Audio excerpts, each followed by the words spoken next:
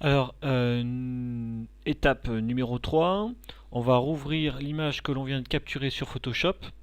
Donc, après avoir fait impression écran et CTRL C pour copier l'image, sur Photoshop, je vais faire CTRL N et je vais cliquer sur OK. CTRL N, en fait, ça veut dire ouvrir un nouveau fichier. Et par défaut, en fait, il va ouvrir le fichier à la taille de l'image de la capture de l'écran. Donc, il va ici noter la largeur et la hauteur de la résolution de l'écran. Alors, il est possible que sur ceux du lycée, ça soit 800-600 ou 1024-768, c'est normal. On clique sur OK et on va faire CTRL V pour coller l'image. Vous voyez qu'en faisant CTRL V, en fait, je viens de coller l'image dans mon nouveau document. Alors, l'étape d'après va consister à recadrer uniquement ça, qu'on va aller intégrer dans cette image. Je vais donc utiliser l'outil de recadrage, qui est ici, et je vais recadrer mon élément. Donc, j'ai des petites poignées qui me permettent de modifier la hauteur et la largeur de mon recadrage. Voilà, mais je peux le recadrer au maximum. Et une fois que c'est bon, une fois que j'ai fait mon recadrage, je dois le valider. Donc soit j'appuie sur la touche entrée du clavier, soit j'appuie sur le petit V qui est ici, soit je double-clique dans mon recadrage. Voilà. Ensuite, eh bien, cette image-là, je vais devoir lui enlever le blanc pour pouvoir intégrer l'élément dans l'image.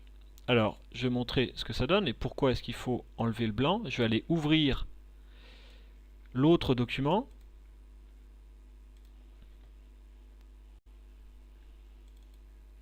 Qui se trouve ici. Voilà.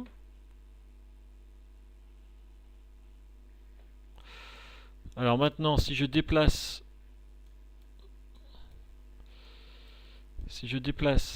mon cube dans cet élément, donc avec l'outil de déplacement, je clique, je déplace, je relâche. Bah, vous voyez que ça ne va pas puisqu'on a le blanc qui apparaît. Donc il va falloir qu'on supprime ce blanc. Alors, pour supprimer le blanc, je vais d'abord devoir je vais utiliser en fait un outil de sélection, donc soit la baguette magique, soit le lasso polygonal. Mais auparavant, je vais renommer le nouveau calque qui a été créé, puisqu'en glissant le cube dans ma nouvelle image, j'ai un nouveau calque qui apparaît, et qui est donc bien mon cube. Je vais l'appeler cube. Bien sûr, on peut l'appeler autrement. Et pour supprimer le blanc de ce cube, je vais utiliser en fait la baguette magique qui se trouve ici, puisqu'en fait la baguette magique va me permettre de sélectionner tous les pixels de la même couleur, avec une tolérance plus ou moins importante. La tolérance, c'est le chiffre qui est ici, qui va de 0 à 100. Alors, si je mets le chiffre à 100, il va vraiment sélectionner tous les pixels blancs de l'image. Et à mon avis, il y en a quelques-uns quand même à l'intérieur du cube. Donc on va laisser la tolérance ici par défaut à 30. Et je vais cliquer sur le calque cube dans une zone de pixels blancs. Et vous voyez que automatiquement il me sélectionne tous les pixels blancs. J'appuie ensuite sur la touche supprimer et il m'a supprimé les pixels blancs. Alors pour enlever le contour de sélection, je vais faire CTRL D comme désélectionner. Je reviens sur l'outil de déplacement. Vous voyez qu'on a un petit souci, en fait, c'est cette ombre. L'ombre n'est pas de très bonne qualité. Alors je vais la supprimer et puis je vais la remplacer par une ombre que je vais créer sur Photoshop. Donc même principe, j'utilise la baguette magique et je vais aller sélectionner tous les pixels gris. Donc je clique sur les pixels gris et je clique ensuite, j'appuie ensuite sur la touche supprimer de mon clavier. Et pour enlever le contour de sélection, je fais CTRL D. Voilà, donc j'ai mon cube, je vais aller le positionner au centre de la route. Vous voyez que c'est pas encore terrible. il faut que j'en modifie la taille. Alors pour modifier la taille de ce cube, je vais faire soit CTRL T comme transformer, soit édition, transformation manuelle. On a des petites poignées qui apparaissent autour. J'ai maintenant la possibilité en fait de le réduire. Alors pour contraindre les proportions, j'appuie sur la touche majuscule, c'est la flèche haute du clavier. Voilà. Alors après, à vous de voir quelle proportion vous lui donnez, quelle taille vous lui donnez. Voilà. Donc je le positionne bien au milieu de la route et on voit bien que le problème c'est le fait qu'il n'y ait pas d'ombre. Donc on va voir maintenant comment est-ce qu'on peut rajouter une ombre à cet objet et l'intégrer vraiment au milieu de la route parce que là il fait vraiment plaquer sur l'image. Alors l'étape suivante consiste à créer une ombre pour le cube. Alors vous voyez là je l'ai réalisé, donc on va le refaire ensemble. La première chose pour créer une ombre, c'est de créer un nouveau calque. Déjà, de se rapprocher de l'image avec l'outil Loop. Et ensuite de créer un nouveau calque pour cette ombre que l'on va fabriquer de toutes pièces. Pour créer un nouveau calque, j'ai la possibilité d'aller soit dans le menu Calque, Nouveau calque, soit d'aller dans la palette des calques et de cliquer sur ce petit icône. Ce nouveau calque, je vais l'appeler ombre. Et je vais maintenant utiliser un outil de sélection pour dessiner mon ombre en essayant de faire en sorte qu'elle suive à peu près le même parcours que les ombres des autres arbres. Si je vais sur mon cube, voilà, je le déplace, vous voyez ici on a l'ombre de cet arbre là, donc elle est dans le prolongement derrière, elle suit le long du sol et elle remonte le long du bosquet. C'est aussi ce que l'on voit sur les arbres qui sont là sur le côté et qui viennent ici là long et qui remontent sur le bosquet. Alors si je veux que mon cube soit placé là, je prends donc le lasso polygonal, je me mets bien sur mon calque ombre et c'est parti. Donc mon ombre elle va suivre le sol et puis elle va remonter le long du bosquet. Alors je lui donne une forme un tout petit peu aléatoire par moment. Alors là c'est à vous de voir en fonction de la surface en fait des éléments, d'étudier quel type d'ombre existe sur votre élément, sur votre image, pardon. Voilà. Et donc pour boucler ma sélection, je reviens au point de départ, il y a un petit cercle qui apparaît et je clique. Voilà, j'ai ma sélection. Maintenant il va falloir la remplir d'une certaine couleur et faire en sorte que cette couleur soit la même que celle des autres ombres. Pour cela, j'ai un outil fantastique qui s'appelle la pipette, qui est ici, et qui me permet d'aller prélever la couleur d'un pixel dans l'image. Donc je vais me mettre vers une ombre, là où il y a une ombre, je clique, et j'ai donc prélevé la couleur de ce pixel, qui apparaît ici. J'utilise ensuite l'outil pinceau, je vais lui choisir une taille, voilà. Je vais régler son opacité et son flux. Alors ne vous mettez pas à 100% parce que sinon vous allez peindre en un seul clic la densité de l'ombre. Or, il faut essayer de faire cette ombre avec beaucoup de finesse. Donc on va réduire l'opacité, c'est-à-dire la transparence de l'ombre, et le flux c'est la pression au clic, lorsque je clique du pinceau. Donc je viens me positionner ensuite toujours dans le calque ombre dans ma sélection et c'est parti. Je vais commencer à peindre dans cette sélection. Vous voyez que je dois faire de nombreux clics pour pouvoir obtenir la bonne densité. Je vais essayer vraiment de retrouver la même qualité d'ombre qu'auparavant. Et on voit qu'ici, en fait, c'est un peu plus sombre que sur le sol. Donc je vais aller prélever avec la pipette un nouveau pixel un peu plus dense, un peu dans les verts, vert foncé. Et c'est parti. Sur cette zone-là, je vais foncer un petit peu plus. Et puis un petit peu plus. Voilà. Ça me semble pas mal. Pour enlever le contour de sélection, je fais CTRL D. On a donc voilà notre ombre qui apparaît. Ça peut être encore amélioré grâce à un léger flou, parce qu'on voit bien en fait que notre ombre elle est très nette, très marquée au sol, alors que les autres ne le sont pas autant. Donc on va appliquer un léger flou à cette ombre. On va aller dans le menu filtre, atténuation, puisqu'on va atténuer cette ombre, flou gaussien. J'ai une fenêtre qui apparaît, dans laquelle je peux circuler, et qui me permet en fait de choisir le rayon de mon flou. Alors vous voyez que si je mets un rayon très fort, et en fait ça augmente la qualité du flou. Alors là on voit sur l'image que c'est beaucoup trop, donc je vais appliquer en fait un flou assez léger. Alors le chiffre, ben, il va varier en fonction de l'image que vous avez, hein. Voilà, 2,7, ça me semble pas mal. Et dernière chose, je vais pouvoir jouer sur l'opacité de ce calque. Donc je me mets sur le calque ombre et je vais en réduire l'opacité, c'est-à-dire je vais le rendre un peu plus transparent. Voilà.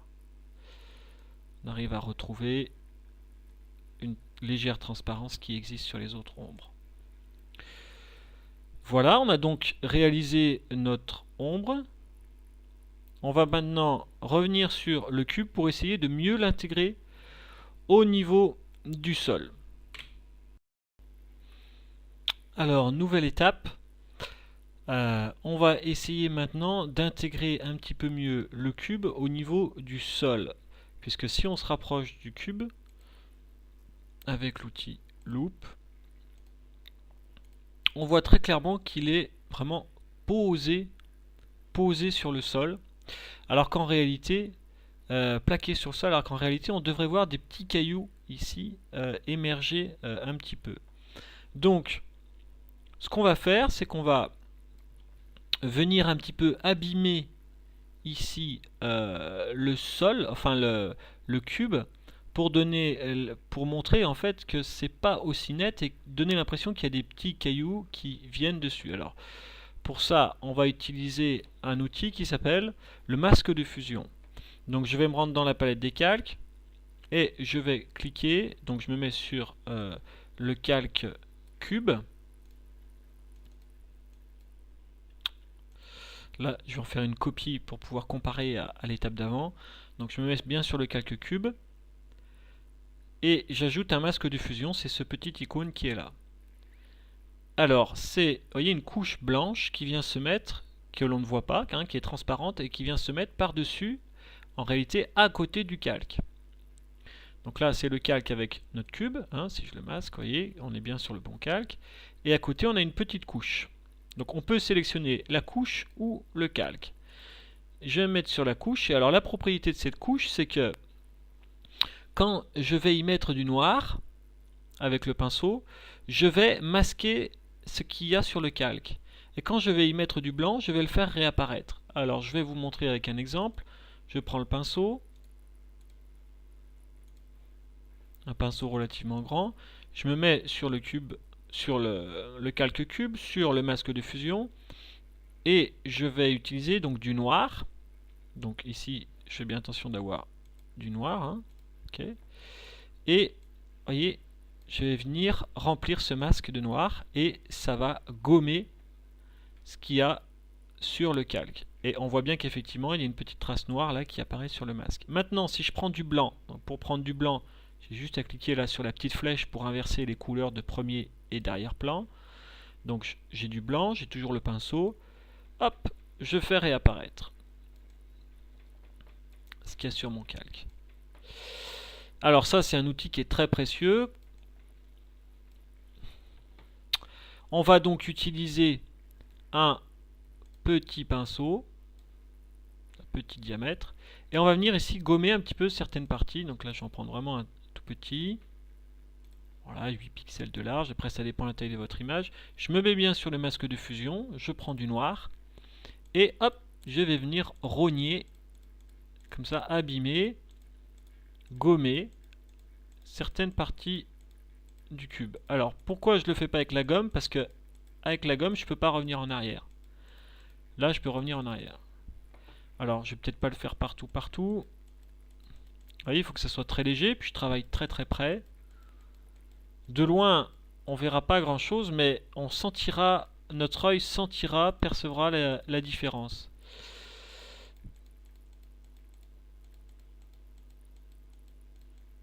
Voilà. Donner l'impression qu'il est vraiment enfoncé dans le sol. Et s'il est enfoncé dans le sol, il y a des petits cailloux qui normalement doivent venir compte. Alors regardez l'image de départ. Et voilà le travail d'arrivée. Hein. Vous voyez qu'on a quand même la sensation que le cube est un peu plus enfoncé dans le sol. Je vais reculer. Voilà. Alors, c'est pas grand chose, mais ça apporte en fait énormément à l'image. Nouvelle étape. On se rend compte en fait sur les bords de l'image ici, sur les bords du calque cube, qu'en fait il a du mal à s'intégrer à l'arrière-plan. Il y a vraiment des ruptures de pixels. Alors, pour essayer de fondre un petit peu les pixels du cube avec les pixels de l'arrière-plan, je vais utiliser un outil qui s'appelle l'outil goutte d'eau, qui est ici, qui s'utilise comme un pinceau. Vous voyez qu'il y a l'opposé de la goutte d'eau qui est l'outil netteté. Donc l'outil goutte d'eau va donner un petit effet un peu flou et va avoir tendance à réunir les pixels. Alors, pareil, hein, je choisis la taille, donc là je vais prendre une petite taille, et je vais venir sur les bords, atténuer en fait la rupture des pixels. Je vais prendre une intensité de 40-50%, je reste en mode normal, je me mets bien sur mon calque cube, sur mon calque cube, voilà, et c'est parti. Et vous voyez tout de suite, ça fond un petit peu les pixels avec ceux de derrière.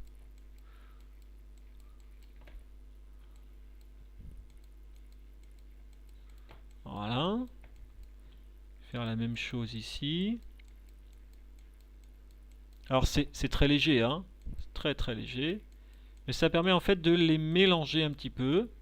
Parce que ceux de l'arrière-plan, vous voyez, des pixels sont déjà très flous. Et ceux-ci sont très très nets. Donc ça crée visuellement un petit souci. Voilà. Donc je fais tout le tour du cube. Alors après, faut pas trop insister non plus. Alors regardez ce que ça donne avant, après. Percevez normalement un petit peu la différence. Je vais reculer dans l'image. Et effectivement, on a une intégration qui se fait mieux. Voilà la première étape. Et voilà la dernière. Alors ça paraît pas grand chose, mais c'est une étape qui est importante. Et enfin, dernière étape, donc à chaque fois là moi je crée une copie mais vous ne le faites pas, travaillez sur le même calque, moi ça me permet comme ça de faire toutes les étapes. Hein, donc on a d'abord fait notre cube avec un masque de fusion.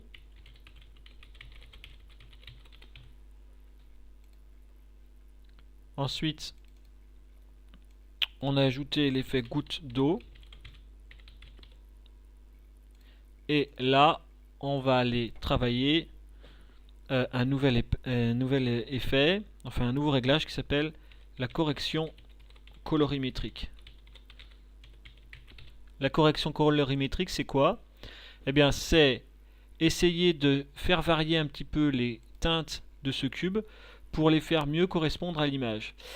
L'image, en fait, sur ce cube, il y a un petit problème, c'est que les rouges sont beaucoup trop intenses.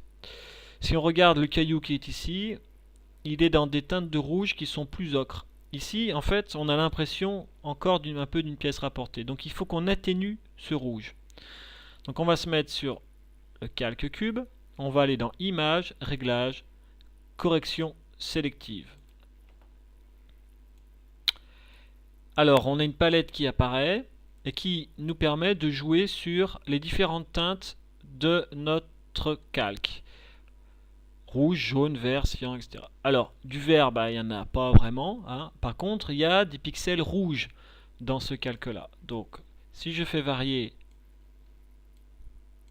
les teintes, vous voyez qu'au niveau de l'image, ça change quelque chose. Si je tire les rouges vers le cyan, si j'enlève du cyan, il devient plus rouge, et si j'en rajoute, voilà.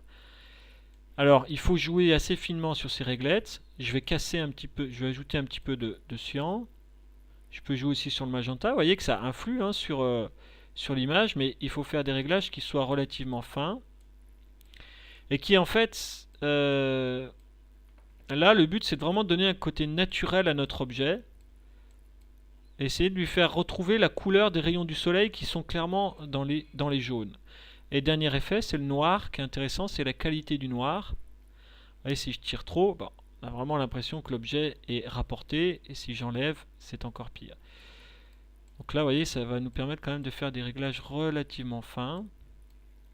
Je joue sur les rouges et sur les jaunes, puisque bien sûr, il y en a du jaune dans cette image. Alors après, vous, les réglages que vous allez faire sur votre image, ça dépend de l'image. Mais ici, j'ai clairement du jaune, une lumière un peu jaune au niveau du ciel, donc je vais aller essayer de retrouver ça. Voilà. Alors, voilà l'image de départ, le cube de départ, et voilà après les réglages. Vous voyez que j'ai coupé un petit peu, j'ai désaturé certaines couleurs. Voilà. Alors, on va regarder ce que ça donne. L'intégration de notre cube. Peut-être le placer plus par là. Voilà. Alors, voilà le cube de départ. Et voilà l'image d'arrivée.